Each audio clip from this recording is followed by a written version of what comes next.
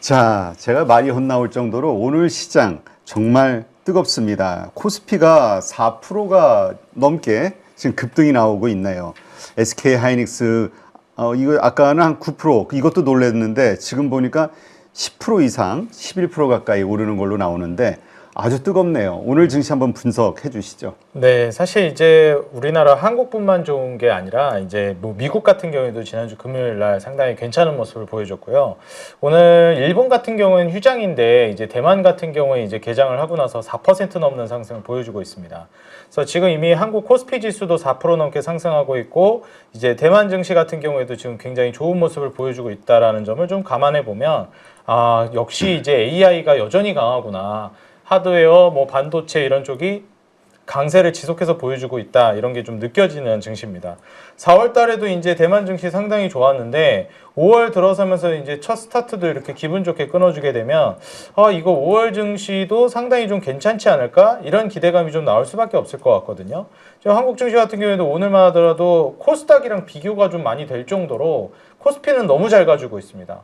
왜냐하면 이제 코스닥 같은 경우는 상대적으로 그렇게 좀 잘 간다는 느낌을 못 받고 있거든요. 그래서 제약바이오 같은 경우에 상대적으로 많이 약세를 보여주고 있기도 하고 오늘 가장 또 특징적인 게 다들 알고 계시겠지만 지금 SK하이닉스만 하더라도 오늘 하루 만에 지금 10% 넘는 상승 장중에 이제 아까 한 11.59% 정도까지도 올라가는 모습을 보여줬기 때문에 아니 이런 SK하이닉스 같은 우량주가 10% 넘게 하루 만에 이제 올라갈 정도니 아무래도 이제 투자를 하고 계시는 분들 중에는 이거 SK하이닉스가 이렇게 올라갈 정도면 저거만 샀어도 수익률이 몇 프로야 이런 생각이 좀 들 수밖에 없는 시장입니다. 근데 제가 이전부터 말씀드렸듯이 SK하이닉스 뭐 200만 원 목표가 그다음에 삼성전자 뭐 40만 원 목표가 이렇게 나왔었잖아요.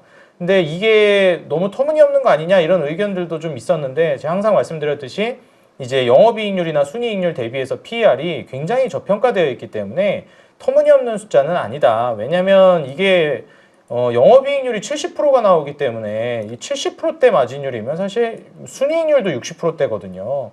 근데 PER이 뭐 4.5배, 3.4배 이러면은 사실 주가가 현재 시점에서부터 200만 원 가는 거는 그렇게 어려운 그런 가격은 아니라고 보여집니다. 오히려 거기서부터 훨씬 더 올라갈 수가 있기 때문에 200만 원까지 올라가는 건 굉장히 보수적인 가격이라고 생각이 들어요. 그래서 이러한 지점들을 한번 참고해 보신다면 앞으로 이제 한국 증시가 이제 코스피 중심으로 본다라고 했을 때는 우리가 8,000선을 그 다음 목표치로 많이들 보고 계셨는데 뭐 7,000선도 뭐 어찌저찌 하니까 금세 달성을 지금 해버리는 상황입니다. 그러게 지금 6,870이 넘는데 네. 이번 주에 뭐 8,000 돌파할 수도 있겠다는. 맞습니다. 뭐 솔직히 잘하면 그냥 내일도 7,000. 네, 7,000 돌파할 수 있겠다는. 내일도 그냥 가능할 것 같기도 해요. 그래서 8,000이 그렇게 어려울 것 같지는 않습니다. 저는 개인적으로.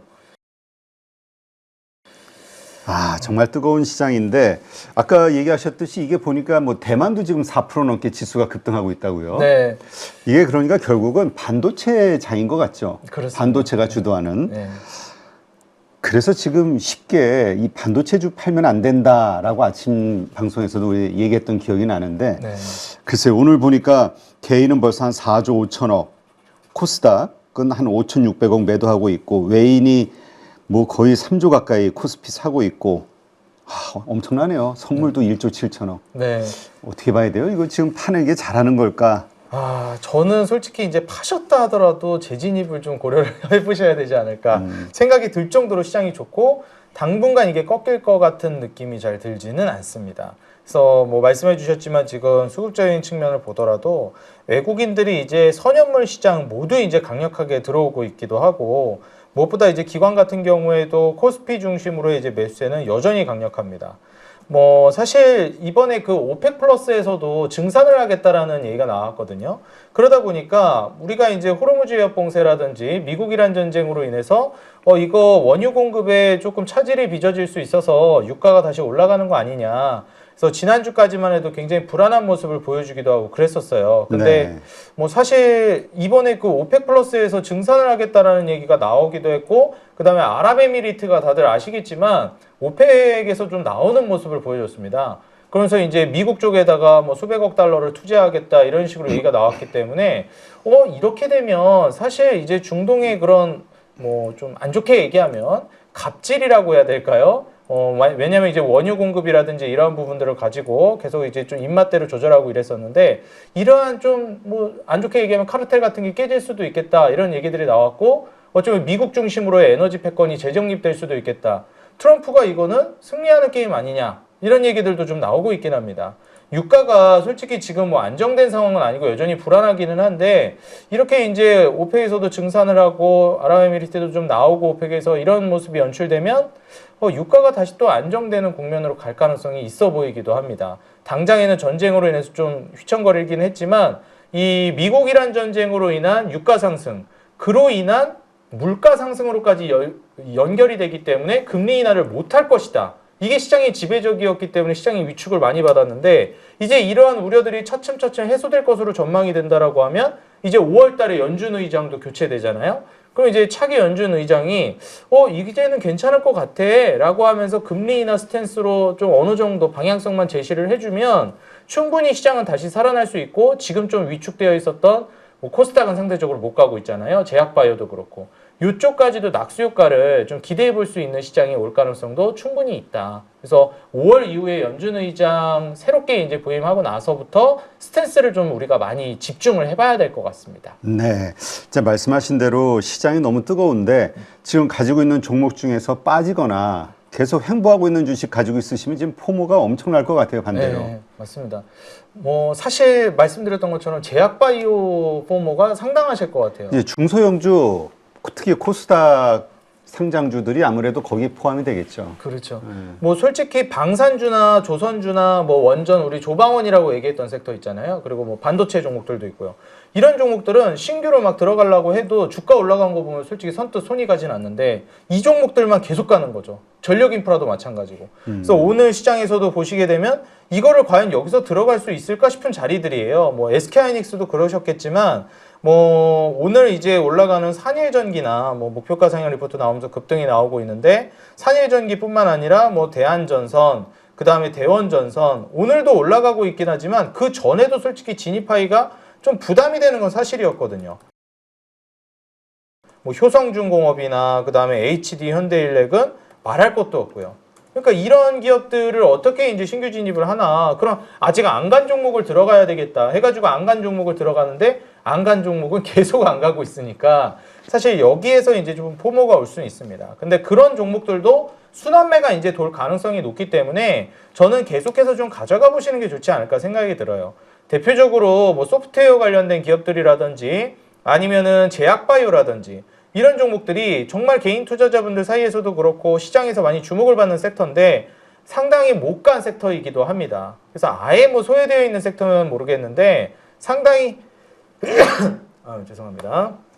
상당히 주목을 받고 있는 섹터인데도 불구하고 못 가고 있어서, 이런 쪽이 지금 당장에 안 간다고 해가지고 너무 낙심하지 마시고, 이렇게 앞에서 끌어줬을 때 그 후발주자로 갈 만한 종목들을 뭐 미리 좀 던져버린다든지, 섣불리 뭐 고점에서 막 신고가 쓰는 종목을 따라붙는다든지, 이거는 조금 조심은 하셔야 될 것 같다라고 말씀드리고 싶습니다. 네, 하여튼 포모 느꼈을 때 그 다음에 그 포모 때문에 하는 행동이 우리 이제까지 쭉 보면은 다 후회하게 될. 그래서 뭐 만약 그런 게 있다면 이제 내 순서 올 때까지 차분히 기다리는 게 그나마 좀 현실적으로 괜찮지 않을까 이런 생각도 들긴 하는데, 아 진짜 뜨거운 장이네요.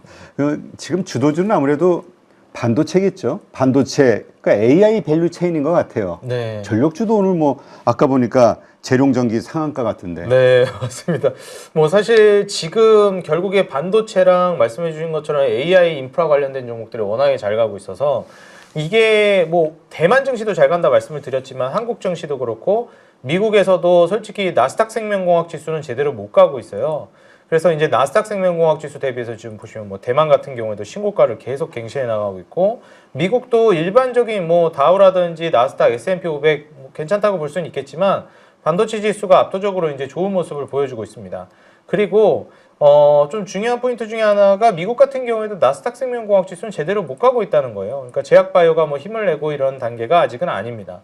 그래서 AI 인프라 관련된 종목들이 계속 움직이고 있고, 여기에 있어서 뭐 알파벳이라든지 아마존이라든지 미국의 이제 빅테크 기업들, 하이퍼스케일러 이런 기업들이 천문학적인 돈을 계속해서 이제 AI 인프라에다 투자를 하겠다 이렇게 얘기를 했기 때문에 뭐 지금 전력 인프라도 계속 잘 가지만 반도체도 잘 가고 있고 원전 건설 모멘텀도 한번 바람이 확 불어왔었죠. 그리고 또 이제 잘 가는 게 최근에 5G 관련된 종목들입니다. 다시 말해서 이제 통신망 관련된 종목들이 잘 간다고 볼 수 있는 거죠.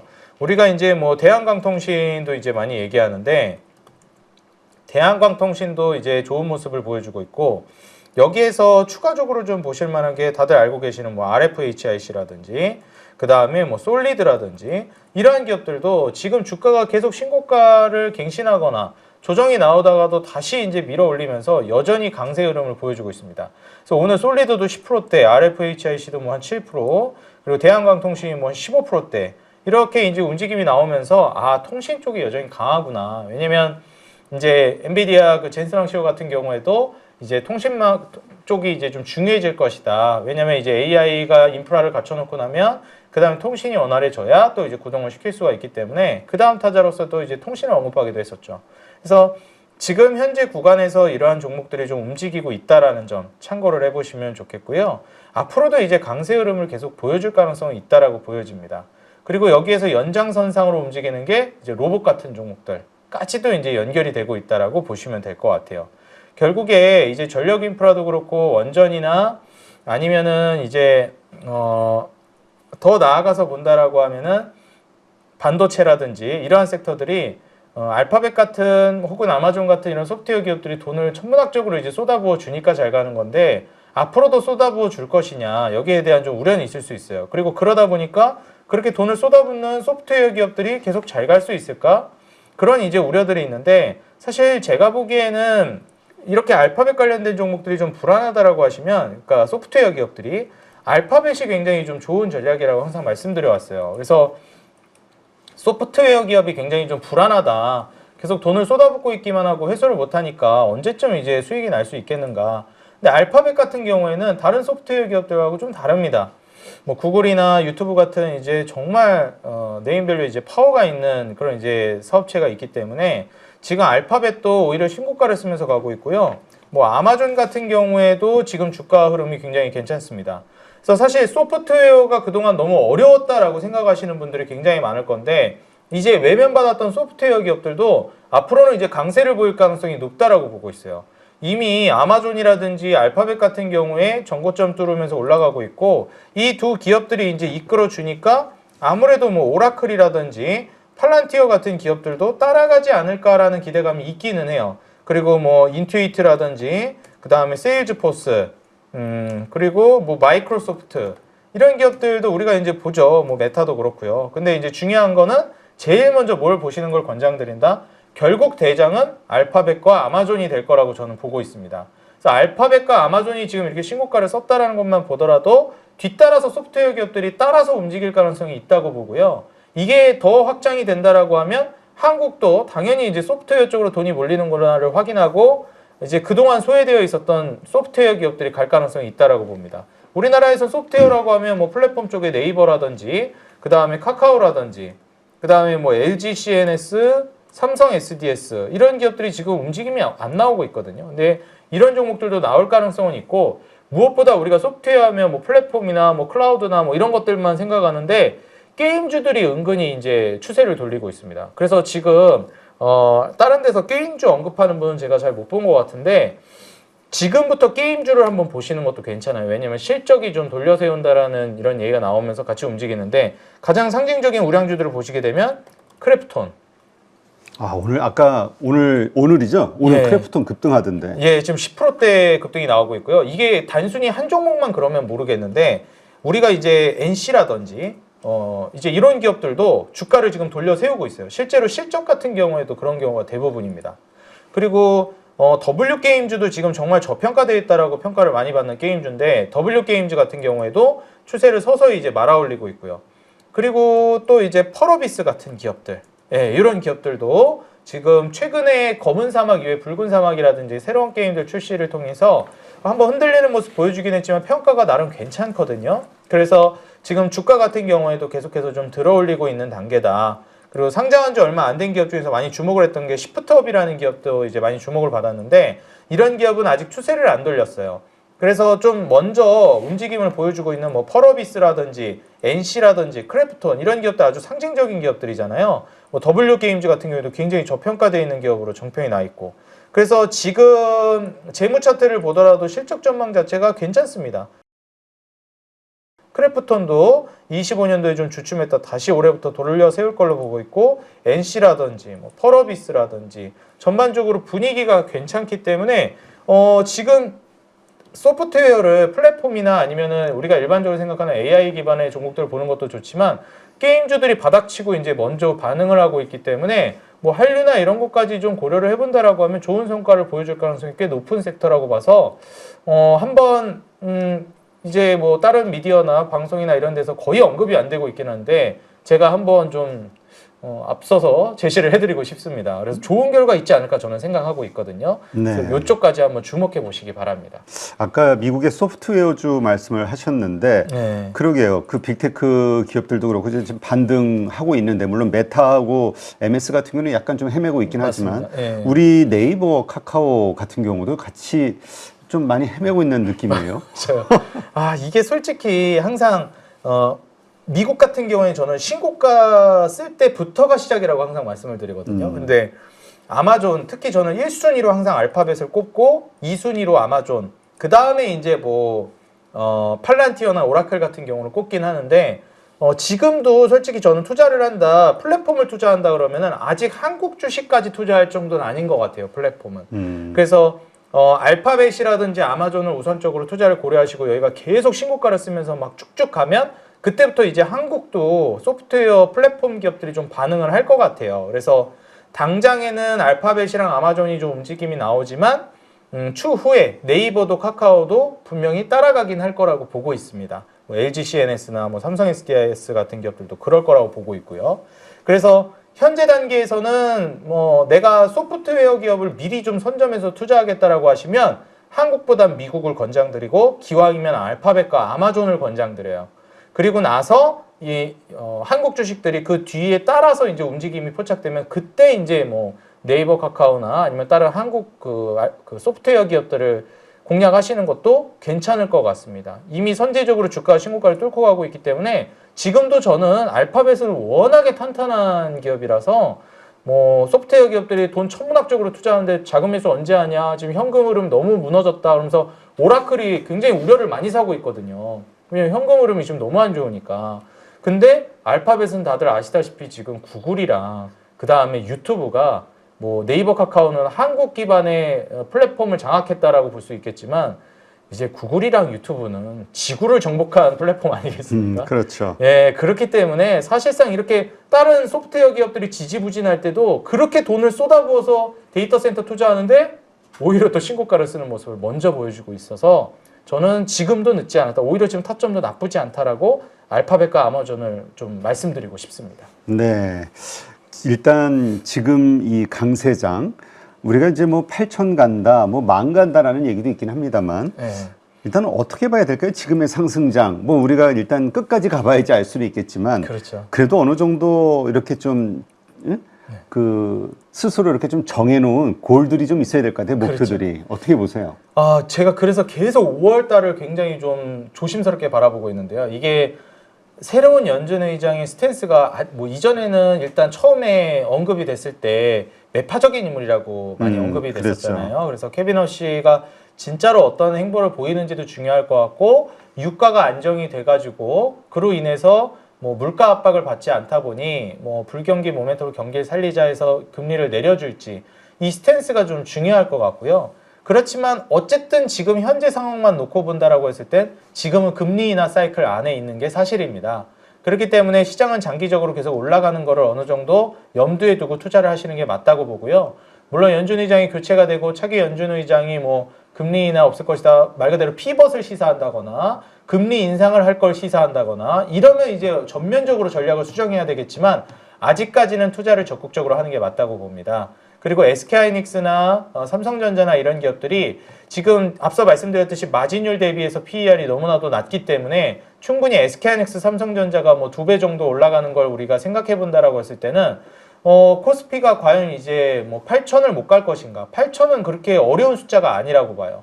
그래서 만을 가는 것도 그렇게 어려운 숫자가 아니라고 저는 생각을 하기 때문에 8,000은 기본적으로 갈 수 있다고 생각을 하시는 게 좋을 것 같고요. 거기에서 8,000을 넘는다고 바로 매도를 해버리는 게 아니라 한 10,000까지는 바라보면서 추세가 안 깨지면 계속 좀 보시는 게 좋지 않을까 권장드리고 싶습니다. 네. 가다가 꺾이는 거 봐서 최고점에서 좀 깎여서 네.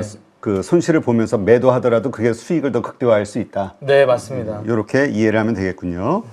네. 아, 진짜 예전 같았으면 이거 얘기했으면 아마 길거리에서 정신 나간 놈이라고 뭐 뒤통수 한 대 맞았을 텐데. 맞습니다. 야, 이 현실로 오네요. 네. 네, 알겠습니다. 참고하시기 바랍니다.